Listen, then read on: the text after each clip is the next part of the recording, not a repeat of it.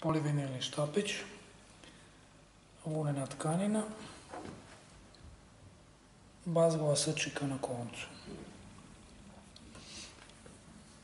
Natrljamo polivinilni štap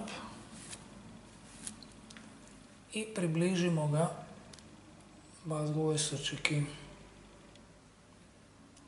Ponovno natrljamo polivinilni štap.